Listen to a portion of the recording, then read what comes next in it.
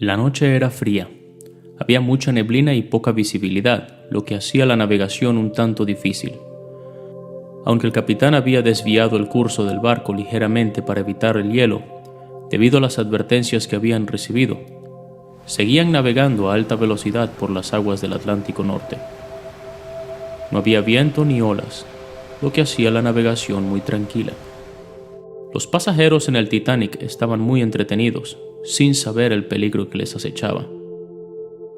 Era el viaje inaugural y único del famoso Titanic.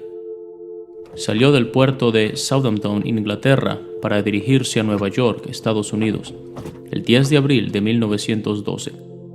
Era el barco más grande para la época, con 269 metros de longitud y más de 46.000 toneladas de peso. Contaba con restaurantes, piscina, gimnasio, librerías, galerías y muchos otros entretenimientos. Era un verdadero lujo. Es triste pensar que todo el lujo y entretenimiento solamente se disfrutó por apenas 4 días. Este mundo ofrece placeres y goces pasajeros. ¿Es usted uno de los miles que se gastan todo por querer disfrutar un poco más de los placeres del mundo y del pecado? Muchas advertencias. El 14 de abril a las 9:40 de la noche, el buque Mesaba advierte de una gran cantidad de icebergs en la zona. El operador de radio Jack Phillips ignora el mensaje pensando que no es algo urgente y continúa enviando los telegramas de los pasajeros.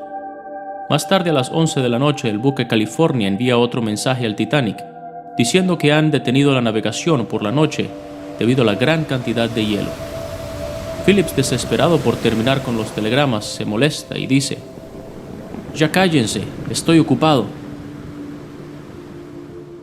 Hay de muchos que no ponen importancia a las advertencias que Dios hace en cuanto a las consecuencias del pecado para la eternidad. Dios muestra en su palabra lo grave que es el pecado, porque la paga del pecado es muerte, dice Romanos capítulo 6, versículo 23, y que el fin de una persona en sus pecados es la condenación eterna. Pero ni aún así se dan cuenta del peligro que corren. Lo consideran como algo que no es urgente, se mantienen ocupados en cosas tan triviales. Ojalá fueran sabios que comprendieran esto y se dieran cuenta del fin que les espera. No seas de los que ignora o que se molestan cuando se les habla de las buenas noticias del Evangelio. Como dice el Espíritu Santo, si oyeres hoy su voz, no endurezcáis vuestros corazones. 160 minutos. A las 11:40 se divisa el bloque de hielo. Está a menos de 1 kilómetro. Frederick Fleet es el primero en verlo y grita con fuerza y desespero: «¡Hielo a la vista!». Pero ya era muy tarde. Los intentos de frenar y desviar el barco son inútiles. El Titanic choca contra el hielo y sufre serios daños en su proa. El agua entra a razón de 7 toneladas por segundo. El desastre es inminente. Sin embargo, hay quienes piensan que el barco sobrevivió al impacto y no se dan cuenta que al Titanic le quedan 160 minutos antes de hundirse por completo en el océano. Los botes salvavidas son lanzados al mar, pero no hay suficientes. Con más de 2.000 personas a bordo, solamente hay salvavidas para poco más de 1.100, y ni aún así se lograron salvar esa cantidad de personas. Los botes iban con menos cantidad de personas que lo que podían llevar.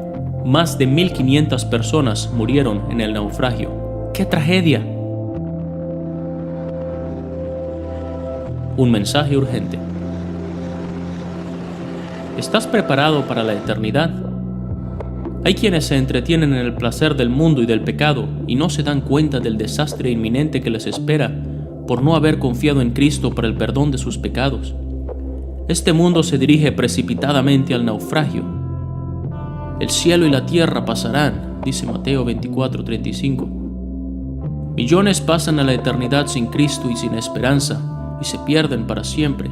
Por eso Dios dice: prepárate para venir al encuentro de tu Dios.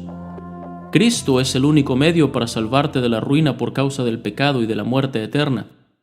En ningún otro hay salvación, porque no hay otro nombre bajo el cielo dado a los hombres en que podamos ser salvos. ¿Y tú? ¿Estás preparado?